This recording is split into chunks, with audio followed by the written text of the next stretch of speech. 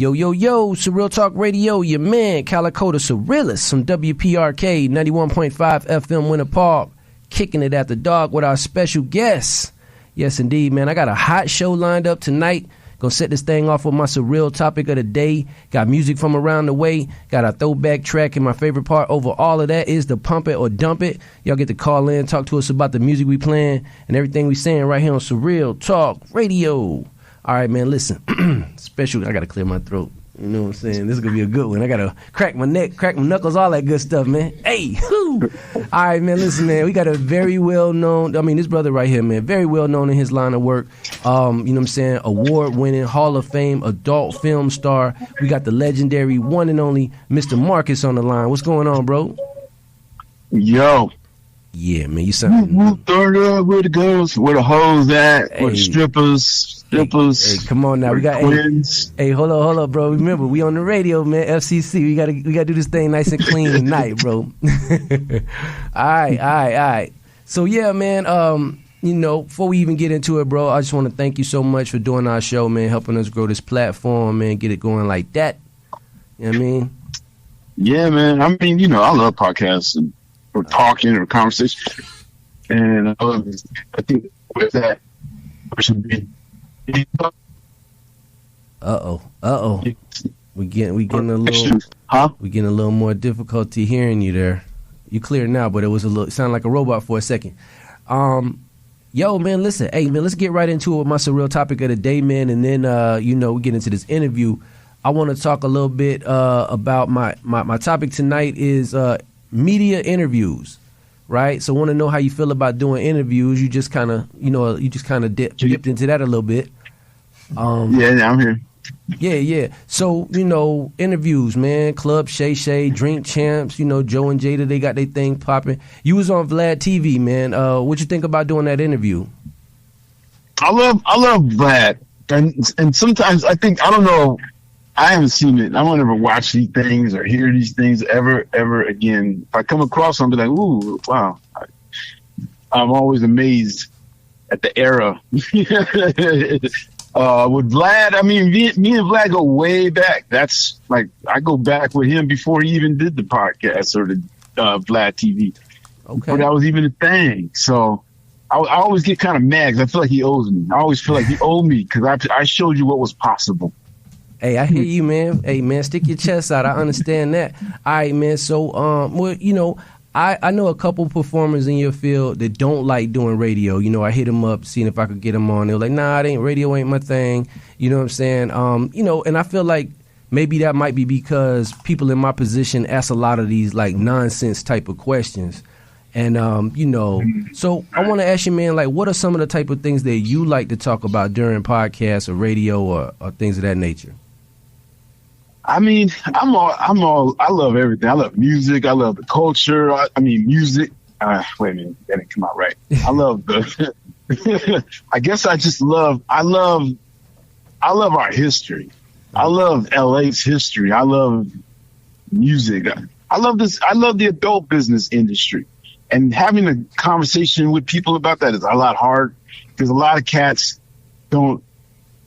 I was a fan of the business before I got into the industry or the business. And then when I got into the business, I was at the one era was ending and a new era was beginning. So I got to straddle that crazy line of like what was then and what is now and what's going to be.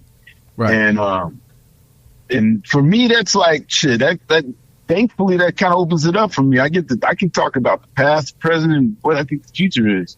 Yeah. You know what I mean? And, and when you come from an industry like that, I was just talking to my girl about that. I said, people, this porn shit, sex. Yo. Sorry. Yeah. To me, is ripe for conversation. It's ripe for discussion. Obviously, people have it every day. Mm-hmm. You know what I mean? I like to talk about it in a public forum with no judgment. You know what I mean? I love that. I like that. I like that I've been a part of that, talking about it on different platforms with different people, and really able to open up a conversation about it. I like that part. Okay. Well, I want to get your thoughts on this, right? I was listening as I was doing my research for you and everything. I was listening to an interview with p0rn Stephans, and basically the guy that was the guy that was interviewing her, he introduced her as Superhead. And she didn't appreciate that. She went on to tell the brother, you know, hey man, listen, I don't like that name. Don't call me that. Blah blah blah. And you know, she said it real politely to him and stuff like that. And basically, bruh, he just ignored her, right? And he just went on and kept calling her Superhead. Right. Yeah, man. She ended up hanging up on him and everything like that. And I was actually proud that she hung up on him, man. And I just want to get your thoughts on what I just laid out there right there. Yeah, no, I agree. I mean, she stands up for herself, bro, and that's just her nature. She's like, she no joke. She don't mess with the shade. Mm-hmm. She don't mess with the shade. So it's like, you know, and I get it.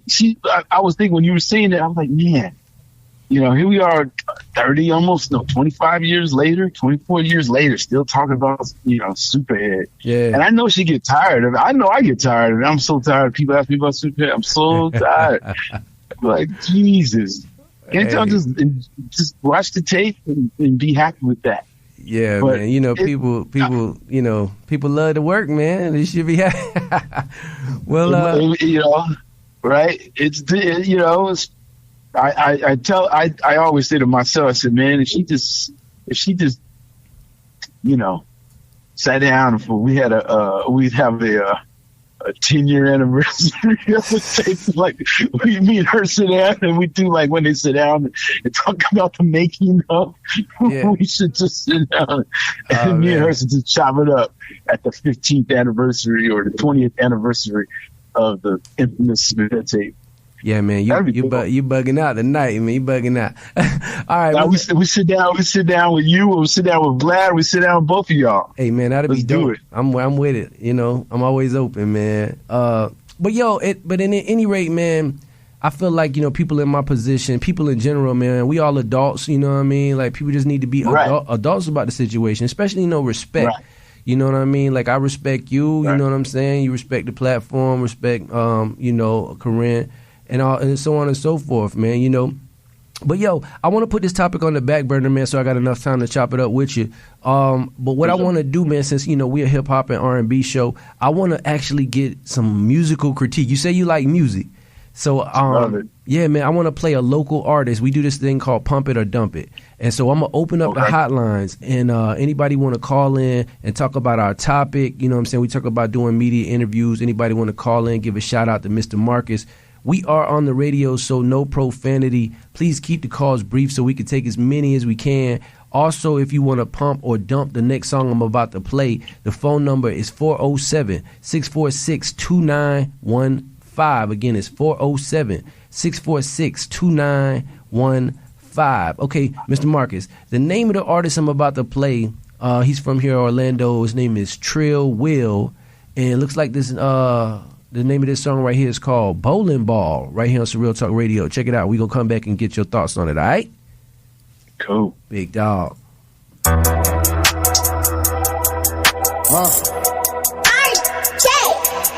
young. Yeah. Hey. Make the pack small, but it started out a bowling ball. Found the money on the floor, then throw it all inside the wall. Stash bar, stash kit, and spin it all inside the mall. Research, stash sit, the flies, now I got them all. Make the pack small, but it started out a bowling ball. Count the money on the floor, then throw it all inside the wall. Stash bar, stash kit, spin it all inside the mall. Been a trap god before you little niggas knew how to crawl. Underwater diving, scuba suit, I'm a smart move. Life jacket, lifeboat, tight ropes, don't make a false move. PSD, post street disorder, goddamn war wounds. I've been.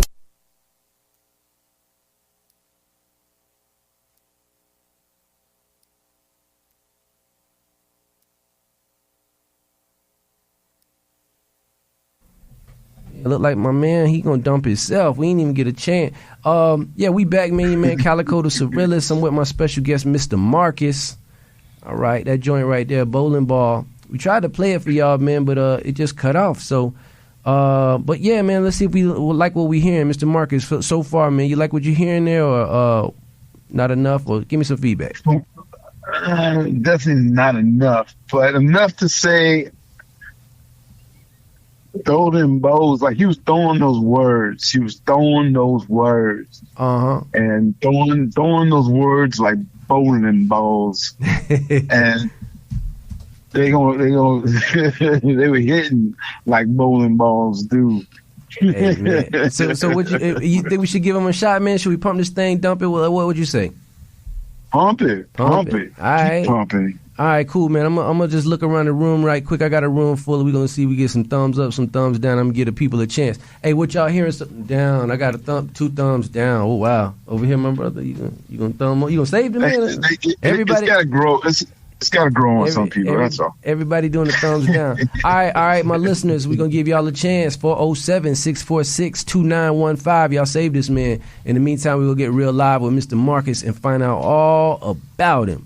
All right, Mr. Marcus, bro, so this name right here was actually an alias that you brought over to the industry, correct?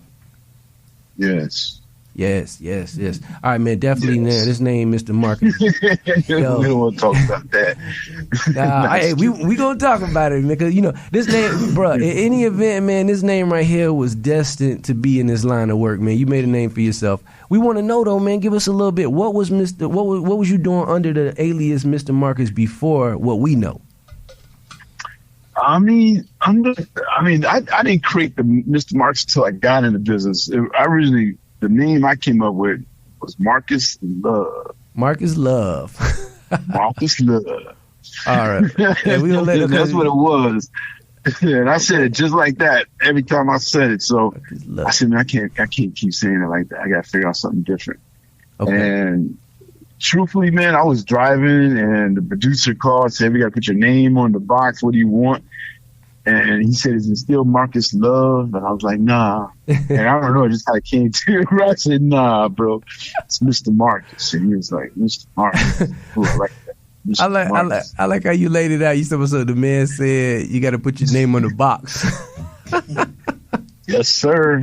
My name's on the porno box. Hey, my man. I'm so proud of that. All right. So yeah, Marcus Love to Mr. Marcus. All right, cool. So you was born in Pomona, California, right? This is basically LA for those of y'all that don't know. Little LA. Yeah, we over here in California. So California usually ranks #1 for beautiful women. You know what I'm saying? Up there, Florida, we up there, but we ain't up there. You know what I'm saying? So, but I'm guessing, this is probably another reason why you went down this path, right? All the beautiful ladies in California. I mean, the women help. I mean, the women, not help. The women, it's more than that. The women are the business. The women are this industry. The women are the reason. They're the reason why this industry even, exists. I heard that. I hear you, man. We gonna get into some of the women.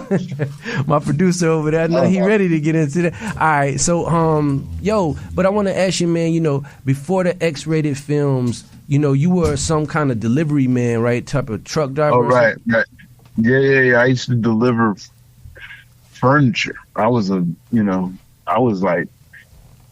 guy. I delivered furniture for this sofa factory called Krause's Sofa Factory. Okay. And you still remember that? Okay, yeah. Yeah, Krause's Sofa Factory. I used to get up in the morning and load all these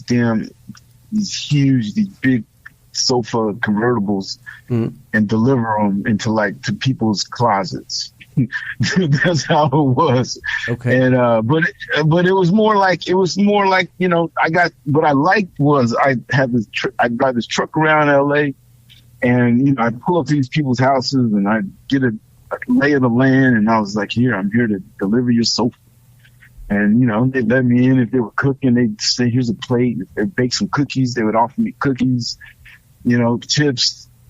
They made me. This is sounding like a scene right now.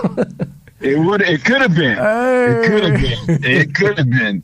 I wasn't in the industry yet. Yeah, but it was about to happen.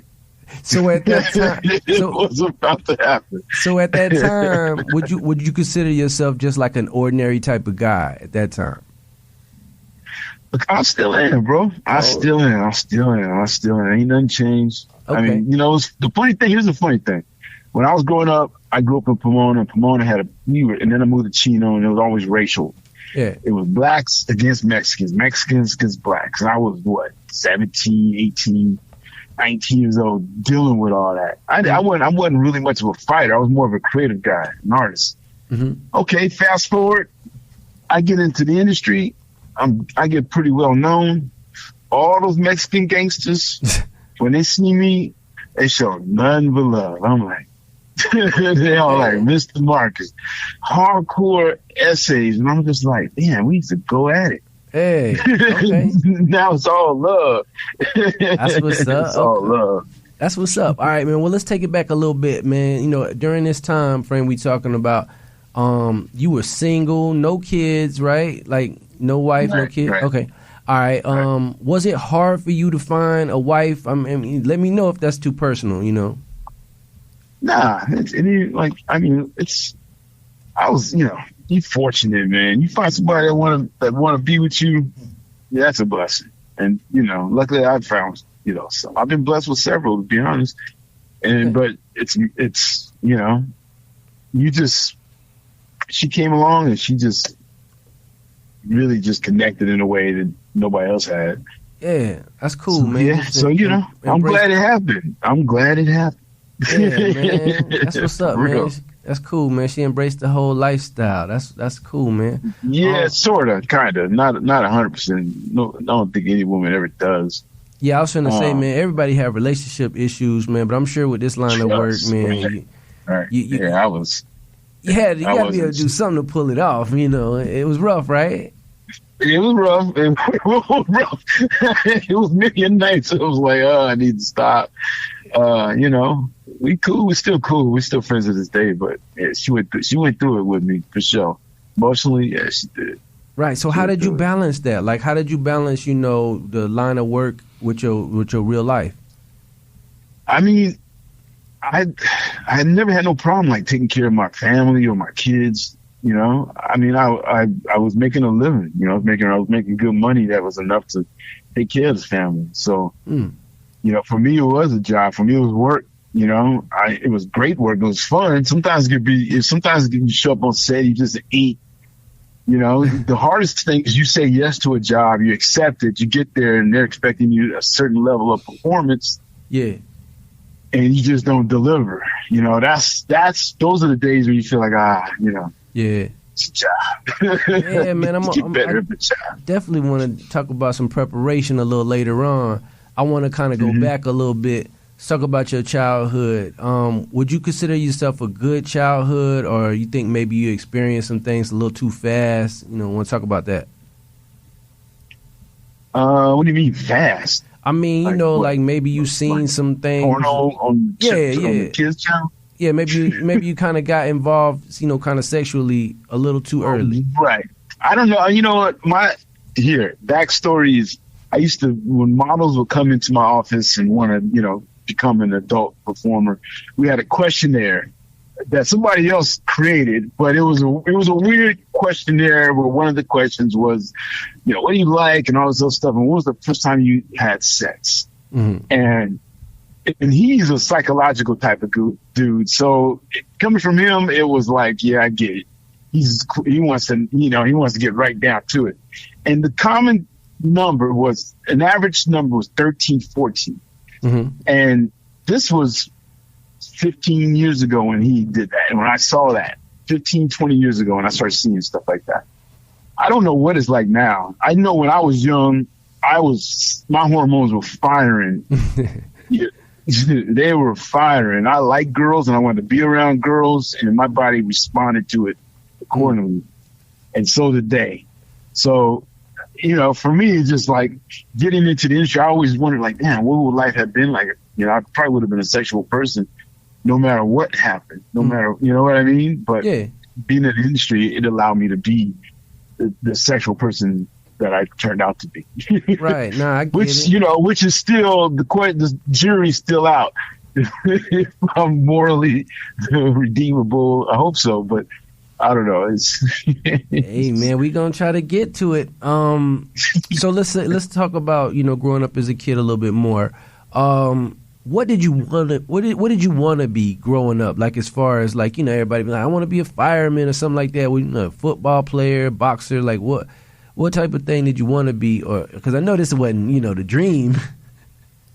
Nah, because I never thought of the industry as a business or career at all. Yeah. Really, what I saw was magazines, and I said, "Oh, I can pose in those magazines. Yeah. I can do what they're doing in those magazines. I want to do that. I want to do the magazines. I thought for sure I could model. I thought I could do that. You wanted to do these magazines as a kid? Not as a kid, a teenager. Okay, bro. Teenager. I got you. Okay, all right. Yeah, bring that. Move the. I'm just trying to see we trying to figure out what kind of kid you was. But yeah, okay, cool, teenage. All right, cool. Well, let's move a little fast forward from the teenage thing, man. At what point in time, right. what sparked the idea for you to take on this career? I mean, just looking at magazines, the magazines were always in the bookstore. If you go to the bookstore, the magazine was more like it wasn't a thrift shop, but it would sell sanitary papers or sanitary, cards and cardboard and books and magazines and comic books, It was, and then porno. They had porno in the back. At this particular bookstore, they had porno in the back. So I always wandered to the back. Yeah, that's where the nudie pics were. Okay, I wanted to see the nudie pics, and that was like right around the time your hormones are firing all cylinders. You know what I mean? You're looking for any form of sexual, expression. Right. I got you. Sorry. All right, man. I gotta give some questions to the fans, man. They're gonna be killing me if I don't do this. First of all, hey, any questions going on the live over there? Anything popping say over again? Now I was looking on this social media thing, seeing if there was any questions, anything, but I got a couple of them right here for the fans, right? So want to do this. First of all, I want to ask you, man, for the females, we got to get Mr. Marcus's Mt Rushmore. You know what I'm saying? What that look like coming from you? And the females in the business. It'd be like Roxy Reynolds. Okay. Sylvia Saint. Two. Okay. Charmaine Starr. Genevieve Jolie. Okay. And you giving us bonus. And bonus. You done gave us 4, man. You giving us bonus.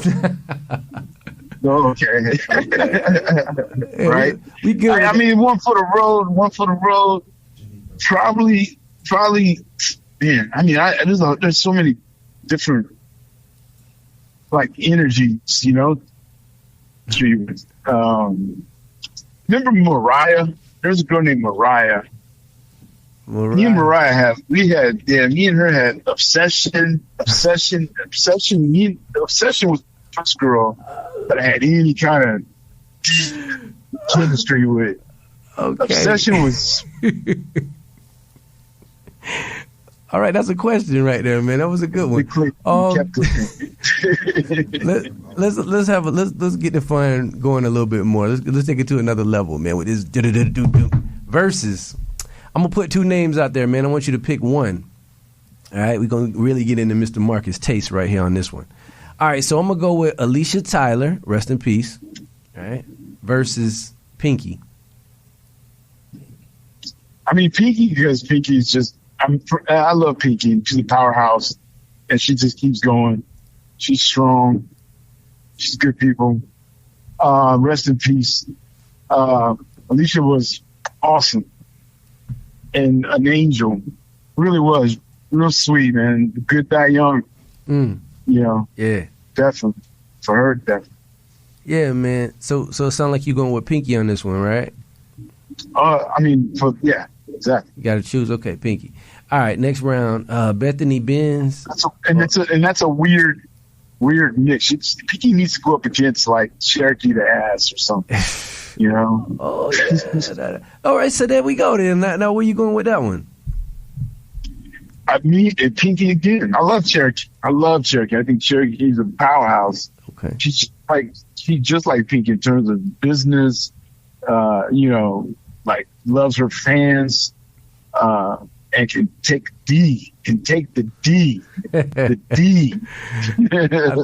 I think this right here is gonna be one of them trending points right here. But I was hitting on Bethany Benz and pause. Bethany Benz and Roxy Reynolds in that round.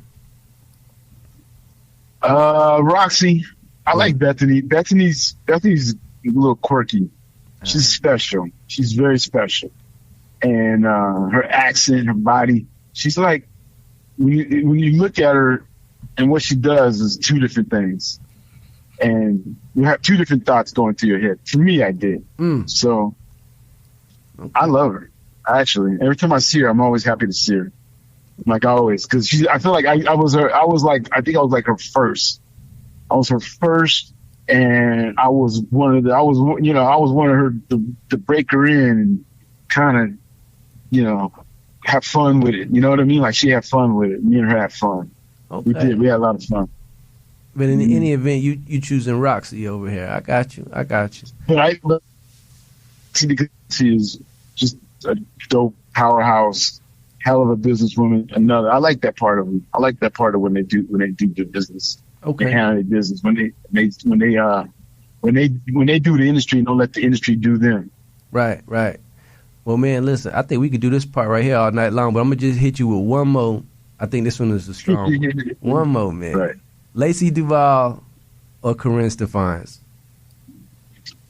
Well, you call it Stefan, but I thought it was Corinne Stephens. Stephens, I could be pronouncing it wrong, I mean, you throw off. I want to make sure I get that right, because like you said, so she come after me, man. So yeah, Corinne Stephens. She would. She will. She don't forget. She don't forget nothing.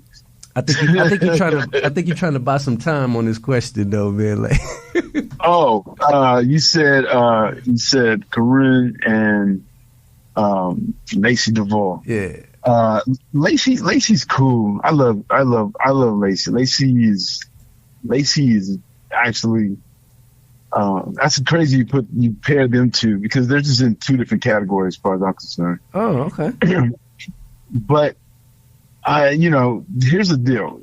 Corinne has two movies out. Most people see mine, but she has another one with Suave. And that one is crazier and better than mine. Way better. I think it's like, that's big. Yeah. So that makes her this question eligible. That alone. They both sloppy toppy. So, Corinne, I got to give it to her on this one, because she's highly trained in the art. All right, man. You gave us some juicy stuff, man. All right, let me kind of get back to the serious questions here. Is there any kind of paperwork needed to be a performer in this line of work? Any kind of license, certificates, anything like that? I mean, tests. Just as long as you got a clean bill of health, okay, you're good, and your functions function. Gotcha.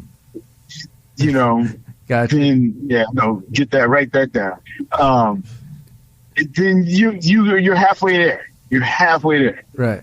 And you got to have good chemistry. They got to like you. She's got to like you. I think you'll go further if she does. So I can hear people out there saying she ain't got to like me. You just go further in life if she does. Okay, you'll go further in the career if she does, and vice versa. Now, a woman, as long as she's comfortable, and in control, and there's consent, yes, and respect on both sides of the fence, you're good. You're good. Yeah, that goes back to what I was talking about earlier about respect, man, and just being an adult about the situation. But as far as like legitimacy, man, want to know, like, I've always wondered, like, how does this differ from prostitution? At least from your lens. I mean, at least in this situation, the consent. I mean, I guess the consent's in the prostitution too, but you also don't have the. I'm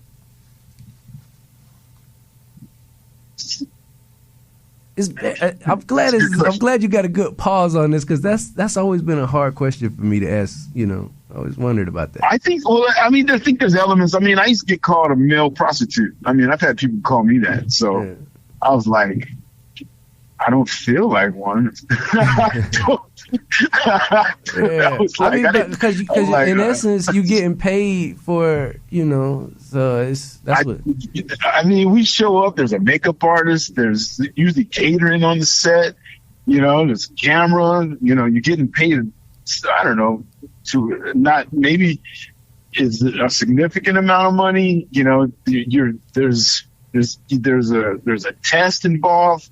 So you're working with someone with a clean bill of health. You're working in a situation that's safe and protected. At least you hope to be. Now, you know what I mean? Yeah. Now that you mention that, now it starts to make more sense. I like that answer. Like, that actually makes sense what you're saying now. You know, because you just go on the street corner and you just find somebody. That's a whole different ballgame. You never know. You never know what's going to happen. You don't never. I mean, I don't know. I don't listen. Prostitution, you know, I've come across my share, and it's a tough one because, you know, I always go back to, man, you know, there's our sexual selves, and then there's like exploitation of it, you know?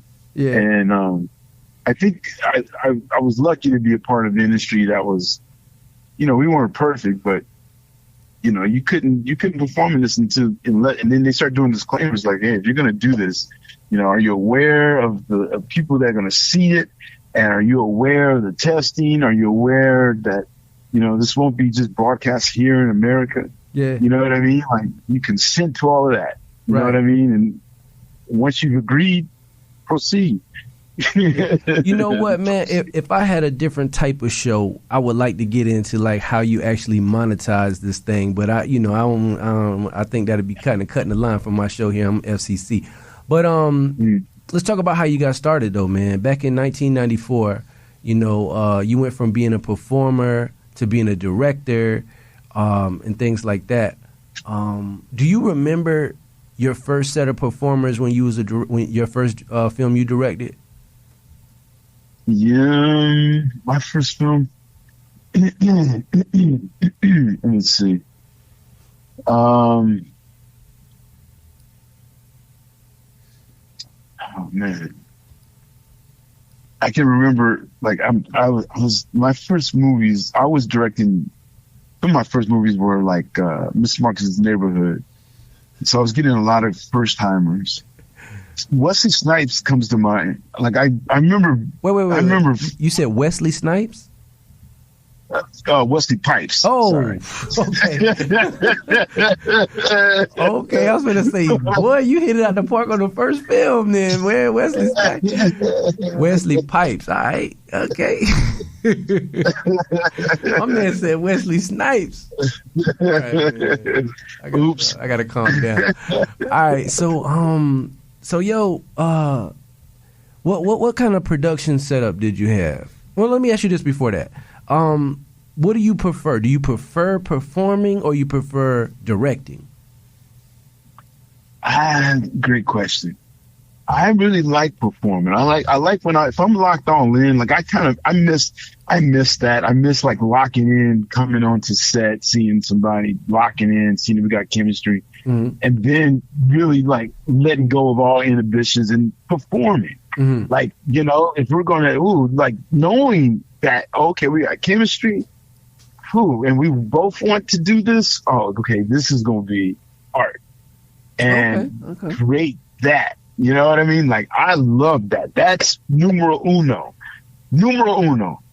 Yeah. But there's a side in me. There's a side of me. There's a part of me that loves directing, loves staging it, loves creating the mindset for it. You know what I mean? Finding the right angle for it, you know, like knowing how to sustain it, how to sustain the scene. You know what I mean? Like I love directing. I love that process too. I think that's really interesting. What's really necessary, you know? What did I don't think I asked you about your production setup. I definitely want to know about that production setup. Like, what basically did you have, especially earlier in your early scenes? Is it just a camera? Is it a sound man? Like, what's all back there? I mean, back then everybody shot on, like, when I first started shooting, people were shooting on the Sony 1000 or Sony X1000. Mm-hmm. It was like a really high end prosumer, like it was a professional camera that could be used by, you know, amateurs. Mm-hmm. A lot of the settings were automatic, but the way it captured tape was super clear. It was like high res before there was truly high res video. Mm-hmm. For consumers. So that's what I was being shot under. So when I got the equipment, that's what I bought too. And I used to take that thing everywhere. I had a case full of tape and a pocket full of, you know, fully charged batteries, bro. And I was filming everything I could film. I was, you know what I mean? Like I was like a voyeur, and I was, you know, directing. I was creating. I was loving it.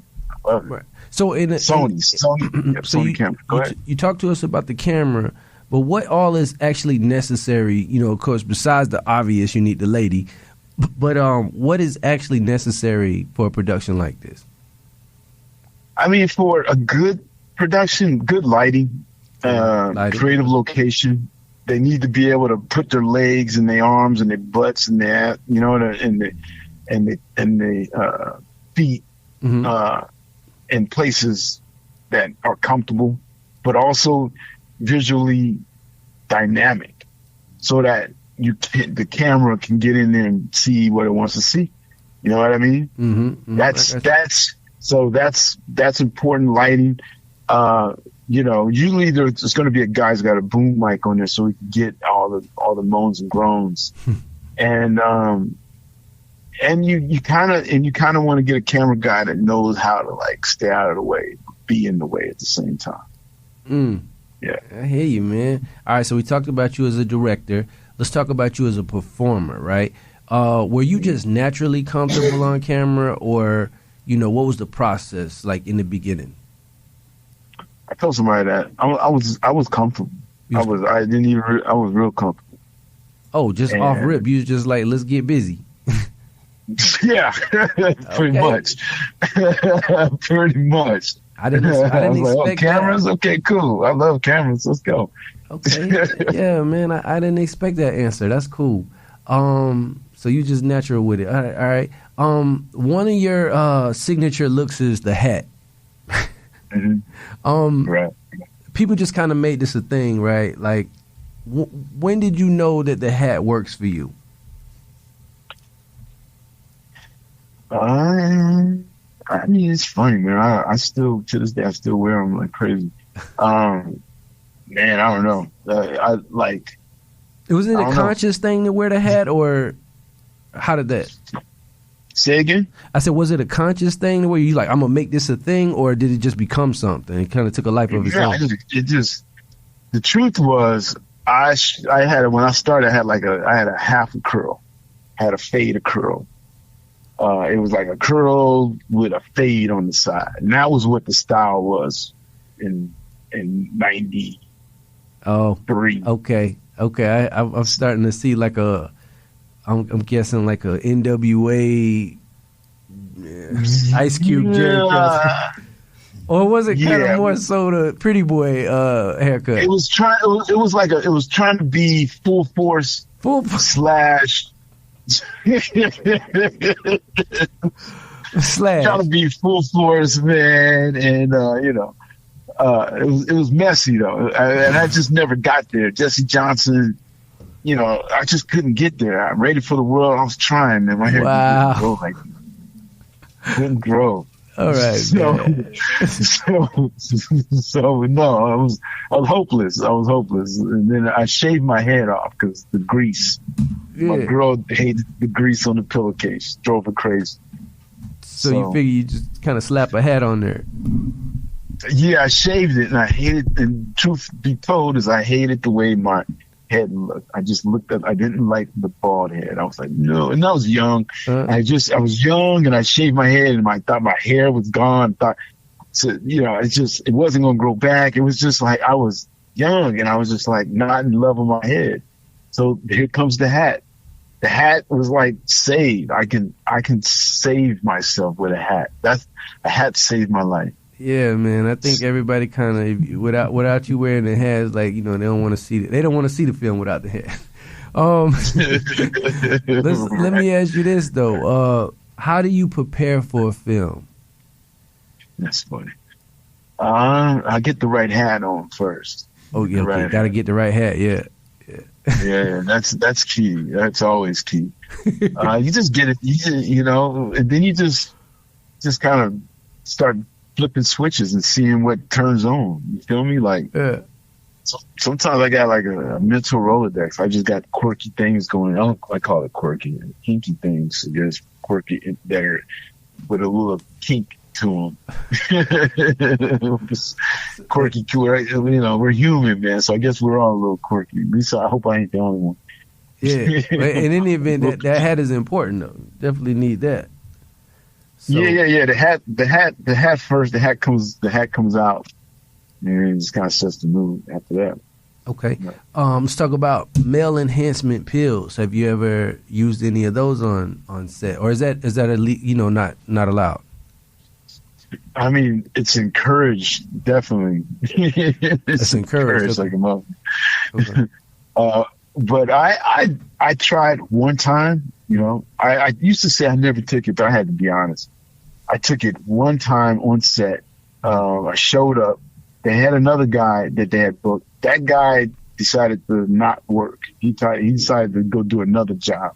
So I got the call, which I should have been grateful, but I was more like hurt that I was the second choice. So when I show up, they were like, all right, you're going to do this scene. And I wouldn't let go of the negative feelings, right? Mm-hmm. So I couldn't get an erection for nothing to save my life. It just would not, nothing. Blood was like, And so somebody said, here's half of Viagra. Take that. And I'm like, ooh, I never took one of those before. Mm-hmm. And they were like, yeah, just take, I don't even remember the milligram. You just take that. And I was like, oh, okay. And everybody on set, it was a big set. So I remember taking this little pill. Mm-hmm. And, and people were running around doing other things, the crew, until they thought it would have kicked in. And I didn't know. I was like, okay. And they come in there, all right, turn the lights on. And the blood never flowed for me. Oh, man. Flowed. Okay. So I am now a mind over matter situation. I never tried it. Ever since that time I tried it, and then nothing happened, nothing worked. So, but like I said, it's encouraged. There's people it definitely works for, and there's people that, it helped them become better performers and better, satisfy their partners and whatever, it took them to another level. So, okay. All right. So let's talk about some pros and cons here for a second. First of all, what do you consider a good performance? It would be like longevity, any particular positions, a good performance from you and your lens. What do you mean? What is it? I'm sorry. I mean, like basically what I'm asking you is a good performance versus a bad performance. What? Right. Yeah. I mean, a good performance is when you just lose all sense of time. Like there's no time, there's no constraint, there's no you're not bound by anything. That's the kind of performance you want. You're just lost in the sauce. And, the bad one is when you're super conscious of everything that's happening and it don't feel good. It don't feel good at all. Oh wow. That's well, okay, well then let's get into the what would you consider a whack performance? Maybe somebody ended up a little too fast or I'm speaking from a male, right? From a male's point of view, it's probably like you can't keep it up. You're up, you're down, you're up, you're down. That's probably. Yeah. My bad, bro. I had to step away for 1 second there. Where was I? I was talking about good performance, bad performance. What about? Let's talk about some of your work, man. You got a lot of work, man. You've done over 1,800 adult films, right? Man, that's a lot of work. Where do I start with this? Corinne, how you say her name again? I was going to say Steffens. Corinne Steffens. She writes this book. I want to get this right, man. So she wrote a book, man, the Vixen's Diaries. And from what I understand, she never mentioned you in the book, even though she gets a lot of credit from working with you. And I want to know from your point of view, why do you think she would leave you out in a book like this? Because she loves me. She loves me, and she doesn't want to admit it. And she trembles every time she starts to write my name. So I feel sorry for her that she can't admit how much she cares. That she can't even admit how much she thinks about, how much she's reminded of me. Okay. You just dropped a bomb right there, man. You think that's the truth, huh? They really think that? Okay. I hear about her all the time. I said I'm tired of hearing about her, but I don't mind. I love her. I don't know why we're still connected at the hip like this. I guess what I'm asking with that question is she name dropped so many people and stuff like that. Just wondering why you was left out, Right. It's something that, what would it be? She's embarrassed. I don't know. She thinks nobody knows. She's what is that? When you're when you know it, but you just told yourself no, it never happened. What is that called? I understand what you're saying with that. How about this? Let's get this out there. Anybody you wish you would have worked with, or anybody that you want to work with in the industry? I like Olivia J. Olivia J is sexy. She's very sexy. She's 100% capable of that performance that I was talking about earlier. Lose yourself in that. Yeah. She could, just no sense of time. Yeah, Olivia J. Okay, so she's somebody that you. Okay, I got you. Now that people can stream, with the internet and stuff like that.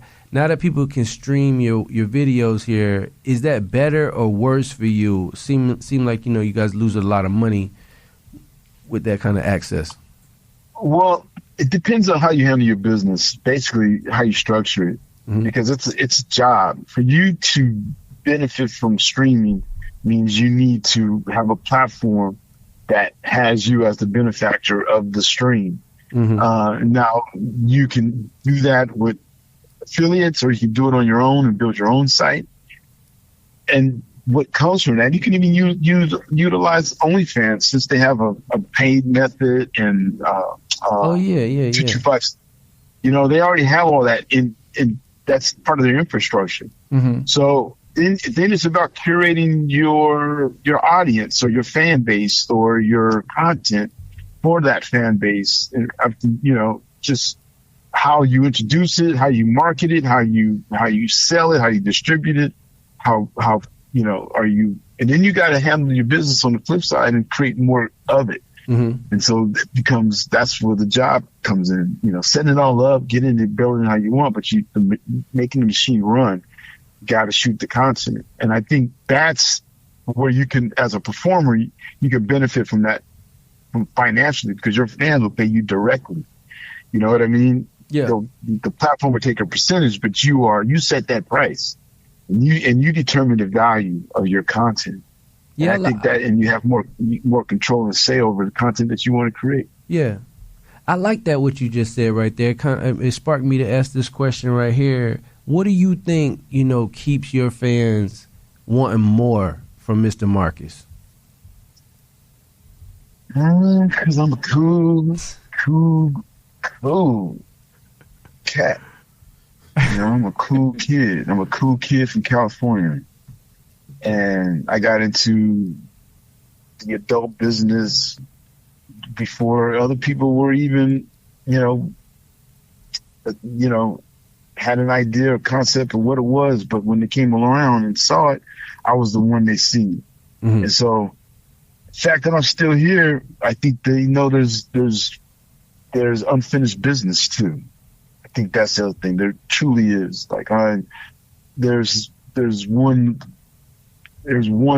movie that's playing in my head that I want to get out onto the screen. I want to get people out there streaming it. I want them streaming it.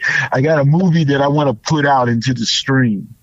You know what I mean? I got a movie that's playing in my head that I want to put out on the stream. And I think that's why cats are still supporting me. And I appreciate that because I support them. And I love them for their support. Mm-hmm. This is 30 years. It really is. It really is 30 years. I don't know how far this is going to go between me and you and to whose ears it reaches, but I feel good in saying it. You know what I mean? Like, there's a lot of good things that come from the industry, and I'm trying my best to be part of it. Yeah, man, definitely one of the reasons I reached out to you, man, because you definitely got longevity, man. You're definitely a legend in the game. I want to talk about some of your accolades too, man. Lot of awards, bro, from 98 on. You had a good run, 10 years, over 10-year run with Male Performer of the Year, Best Group Scene, Best Three-Way Scene, Best Supporting Actor. You was inducted into the Hall of Fame twice. Best Couple Scene, Male Crossover, Male Performer of the Year, Best Double Penetration. I mean, I could go. Want to know, out of everything I just listed right there, which one of these awards means the most to you? I mean, in hindsight, looking, the Hall of Fame has always been pretty dope for me because I wasn't aiming for that. I wasn't even aware, I was just working, and be in that category or to be into as you were saying, I was just thinking to myself, like, dang, I'm in the Hall of Fame. Yeah. Yeah, that's wild. As I said, legendary, man, It's dope. It's dope. I mean, it's good company too.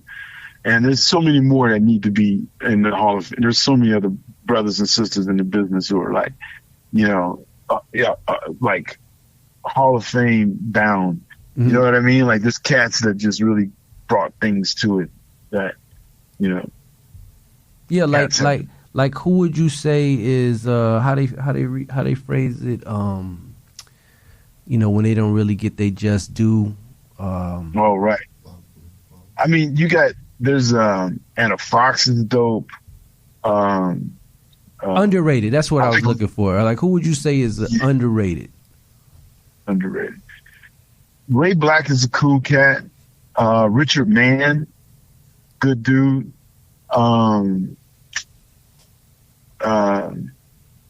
Olivia J, I always think that she should get more props. There's a girl, I just mentioned her name too. I can't do it. Oh my God, I'm having a blank on this. I can see her face. Yeah. Or Anna Fox. I think Anna Fox definitely. Okay. Underrated. I mean, I don't know.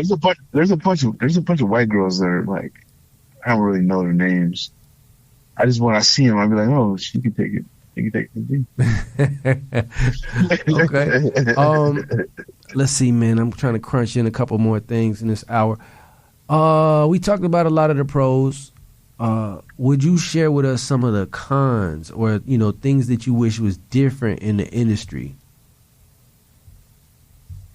I I wish there was more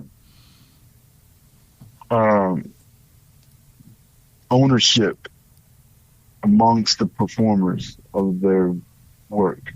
And that there was more crossover opportunities, which I think are happening, especially with social media stars and adult stars. I think they're doing more. They're collaborating more because of the views that they can generate. They're crossing over their fan bases.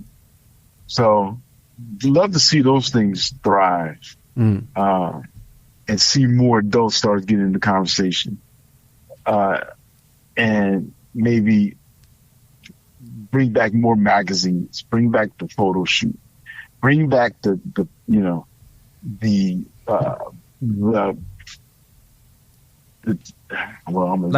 artistic type of part of it. Yeah, there you go. You go. That's the word. Bring the artistic expression back to this industry, please. Bring it back. Hey, man, I love this. I really didn't expect that, coming from you, man. I love that. Let's see. Before we get out of here, I want to make sure I get in a couple. Oh, how about this? What would you say is the biggest misconception about you?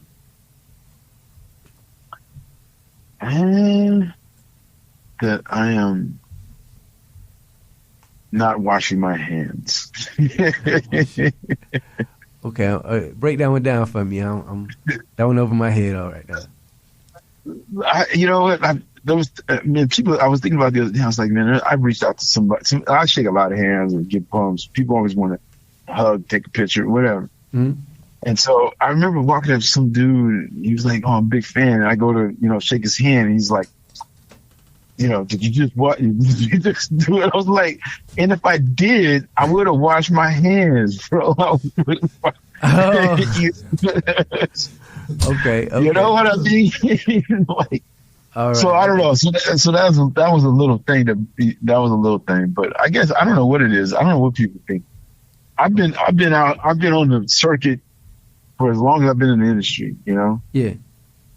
You can pretty much ask me anything. I'll roll with it. Okay. All right. I try to roll with it. Any advice that you would give an up and coming performer? I always say, just be you, be yourself. You be you. Don't try to be anybody else. Yeah. Don't try to be Mr. Mark. We already got a Mr. Marcus, so don't try to be. Yeah, don't try to be me, dude. Right. Don't please stop. Don't. Yeah, you mentioned 30 years. No, go ahead. Huh? No, go ahead. No, I was saying you mentioned earlier 30 years in the game, and I was wanting to know, man, like, do you still love being in the business? How you feel about being in the business now after so long? I like I said, there's just a movie I want to create and put it out there and see what happens. Like I like the business. I love the industry. And I was thinking about today, I said, I need to start watching some of the more artistic movies, right, and see where it's at.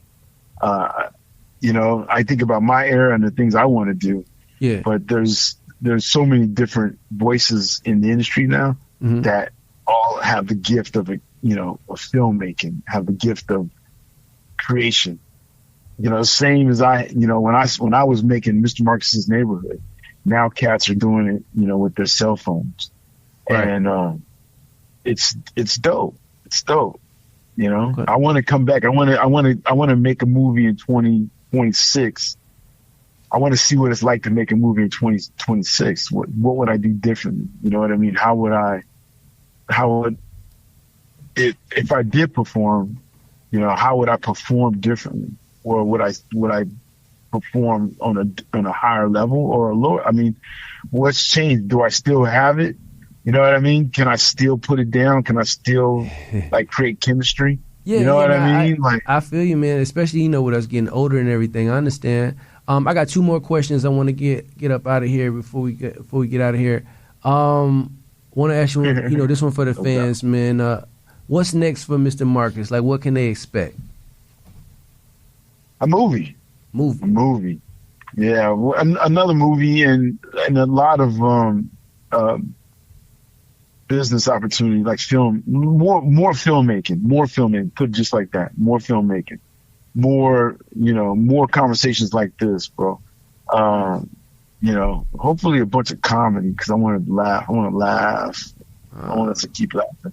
Okay. I want to get horny and then laugh, horny and laugh. That's all right. I gotta get him up out of here because he's starting to get comfortable now. All right. So let me ask you this last question, man, because you like the Michael Jordan or the Michael Jackson of this black adult film line here. And I want to know, man, when it's all said and done, how you want us to remember you? Like how we do MJ, how we do, how you want to be remembered in this industry? Big. No, it's a BBC. I want to be known as the BBC. Okay. No. I know. Listen, I'm a fan. I'm a supporter. I'm a daddy. I'm a father figure. I'm daddy. I really am in real life. I'm the father, so I'm daddy. So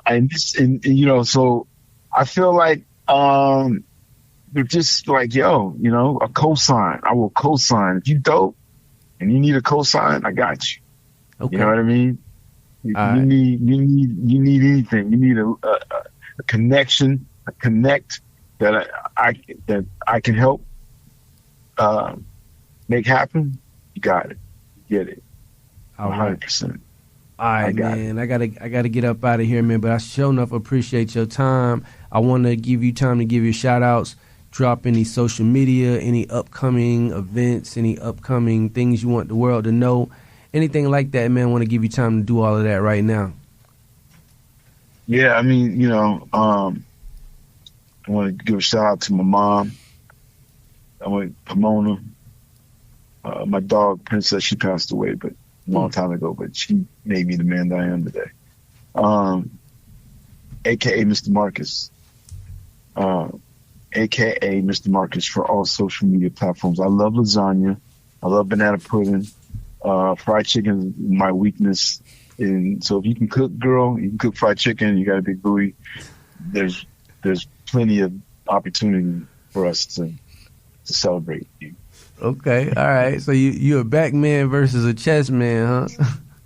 I'm a back man. All right, let me get out of here, man, because hey, man, that was Mr. Marcus on Some Real Talk. Hey, man, listen, before I close out, I want to thank you once again, brother, for doing our show, man. Definitely appreciate it and enjoy having you on the show. Yeah, man, I appreciate it. Glad I could be invited to it. Thank you. Most definitely. All right, y'all. Mr. Marcus on Some Real Talk Radio. Hope y'all enjoyed the show. Y'all follow us on social media. Check us out on YouTube at Calico Surrealist. If you enjoyed the show and you want to show support, contact WPRK at Rollins College. We thank y'all so much for rocking with us. Y'all stick around for music from Willie C. My man Willie C got that thing queued up, man. He finna get ready to go ahead and do this thing. Mr. Marcus, man, we gonna holler at you later. All right, bro? Check it out, man. This is your boy, Weezy F, man. Hey, this is Ron Isley, the Isley Brothers. This is Jay-Z. DJ Lorinda. DJ Willie C. And DJ Sir Train. In the mix. Keep it right here on 91.5.